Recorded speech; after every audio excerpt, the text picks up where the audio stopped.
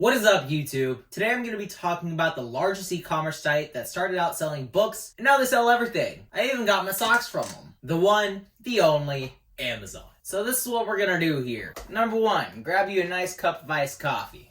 Number 2, go over Amazon's first quarter earnings and what to expect for the second quarter. Talk about how they are increasingly taking over the world with their whole monopoly system, and take out our crystal ball and try to figure out what's going to happen in Amazon's future. If you don't know me, my name is Greg. I probably should have introduced myself before I showed you my socks. But now that we're friends, I like to talk about the stock market, options trading, and anything related to money. So like this video, subscribe, and hit the bell so we can continue this great friendship. I actually got these mason jars from Amazon. A whole 16 of them, helping them beat their first quarter earnings estimate. You're welcome, Jeff Bezos. But really, Amazon did do better than expected for their first quarter. We all low-key kind of knew that this was going to happen, but we didn't know the extent to which their numbers would outperform the expectations. Just to put this all into context, they were expected to earn $73.61 billion of revenue, but they actually reported $75.5 billion. Now, beating expectations by 2.5% might not seem like a lot, but this difference is nearly $2 billion. I'd be shitting my pants if I made $2 more. But just because they did so well in sales doesn't mean their company did well as a whole. Stock market analysts had very high expectations for Amazon's earnings per share, estimating them to be around $6.25. But Amazon's actual earnings per share was $5.01. And it kind of makes sense why they weren't as high as they were expected to be. They had to spend so much money on their employees and other safety precautions because of COVID-19. So the exact same reason that they saw a huge increase in revenue was also the reason that their earnings per share fell below expectations. Accordingly, last week was a roller coaster ride for Amazon shareholders. They saw a gain of 4% during the day of their earnings and gave all of those gains back overnight. Another thing came out of Amazon's earnings report that gives us a little bit of a glimpse as what's in their future. Big boy Bezos didn't shy away from giving his guidance, and his outlook for the second quarter is pretty grim. Now, do you want the good news or the bad news first? This is the good news. He expects the second quarter revenue to be close to analyst expectations, between $75 and $81 billion, which happens to be a $2.5 billion increase in revenue for this next quarter. And now for the bad news. Jeff Bezos literally told shareholders to take a seat, and I'm extending this to you. Really. Sit down. Bezos is planning to spend all next quarter's profits on COVID-19 related expenses. And he came prepared with a full list of what they need. This included things like PPE, social distancing measures, and he's allocating hundreds of millions of dollars to develop COVID-19 testing capabilities. I think that it's a good call to make sure that all of their employees are safe and everybody is getting their packages safely. So claps out to you, Bezos. As wholesome as Bezos is for making this statement, he ain't no Santa Claus. He's one of the richest men in the world and he owns a monopoly. Look at the monopoly man. Now look at Bezos. They're both bald. Coincidence? I think not. But really, Amazon owns pretty much anything that you can think of, and it's getting a little bit ridiculous. They started out selling books back in 1994 before I was even born, and now they're selling everything. Food? Check. Tech gear? Check. A wall decor picture of senior citizens riding a golf course for $19.99?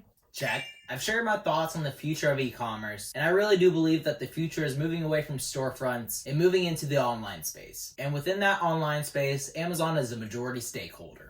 In 2018, Amazon accounted for nearly half of the sales for e-commerce in the United States. And this puts them in a really good position for the internet-based future. Their sales have been following an exponential curve for the last 15 years, and they ain't stopping anytime soon. Not only do they own a monopoly over the e-commerce sector, they also have the largest cloud computing service in the world. Their cloud computing platform, Amazon Web Services, allows other businesses to optimize their online presence. So again, from this move from storefronts to online stores, Amazon is going to be a major player. If you've stuck through this video through all those numbers, I'm proud of you. Now let's talk about what's going to be in Amazon's future, which involves a lot less numbers, I promise. If you don't buy into the whole e-commerce idea, that's fine. Amazon has some backup plans in the form of actual stores. Their Amazon Go stores have already opened up in 26 locations, and they'll be further expanding in the upcoming years. But they're not just some regular storefronts. It's Amazon. So of course they're using artificial intelligence as well as sensors to automate the entire shopping process. You know how every major store has self-checkouts for us introverted folks? But it never really works because the machine always glitches and you have to call over a representative anyway. That's no problem anymore, folks. Amazon streamlined the entire shopping experience to where you don't even have to talk to a single soul. But wait!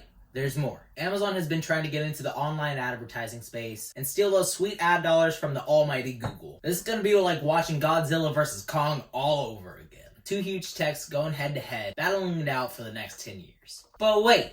There's more. Earlier in the video, I mentioned Amazon working on COVID-19 testing measures, but they're also looking to start distributing medicine as well as developing their own health insurance policies. They have been in talks with JP Morgan as well as Berkshire Hathaway to take down the insurance companies that are charging people an arm and a leg. With all these different expansions, Amazon is looking to enter into any field that you can think of. Now keep in mind, they're a huge company with a lot of eyes on them. Let's put on my tinfoil hat for this one and come up with some theories that might happen. The monopolization of Amazon is a real threat to capitalism, and if America continues to allow this, it will take over the entire world, leaving no room for other businesses to exist. As they grow, they will gain more and more criticism, and we, well, I guess the people in charge of the United States, need to determine at what point they're taking it too far. Although the US government takes a laissez-faire approach to the economy, I think that at some point they have to step in. Amazon is essentially ruining the idea of the American dream, where you can build your little mom and pop shop to where it's a multi-million-dollar revenue stream and you're living comfortably. With all of this said, I think that they're a great company to invest your money in long term, but I don't think that right now is necessarily the time to buy it. They're a smidge overvalued right now, trading at $22.30. They took a significant drop in the stock market last week after Bezos was called to testify in front of Congress. It's been speculated that Amazon is stealing their retailers' information, and I guess the big government wants to hear about it. I'm speculating that by the time Bezos is actually testifying, the stock price will continue to come down a bit, and I'm hoping to buy into their stock at the $2,200 mark. Obviously, I can't afford a whole share, so it'll have to be fractional. Thanks, Robinhood. If you want to keep up with what I'm investing in on a day-to-day basis, make sure to visit my Discord, the first link in the description down below. So with all that said, guys, remember to stay positive, stay green. I'll catch you in the next one.